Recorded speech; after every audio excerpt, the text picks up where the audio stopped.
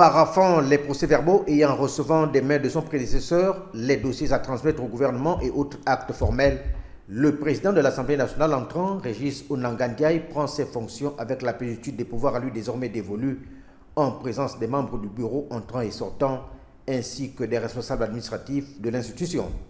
Félicitant son successeur pour sa nomination à cette prestigieuse fonction, l'honorable Jean-François Ndongou a saisi cette occasion pour non seulement lui présenter l'organigramme de l'Assemblée nationale, mais également lui faire état de la situation des travaux législatifs.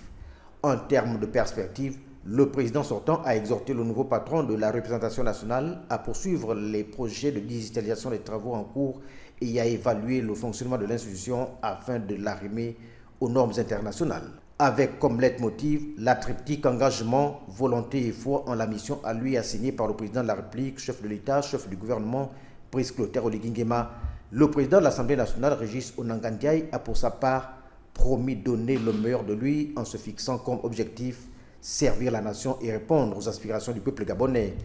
Pour l'honorable président, pas de rendre d'observation, il faut mettre les bouchées doubles car l'exécutif attend des résultats. Même si modestie oblige, il s'est dit être à l'école du Parlement pour mieux servir.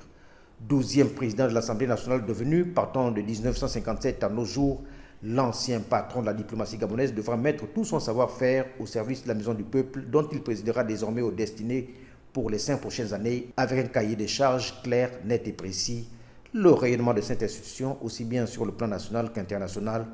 et celui de la communauté parlementaire, députés et agents.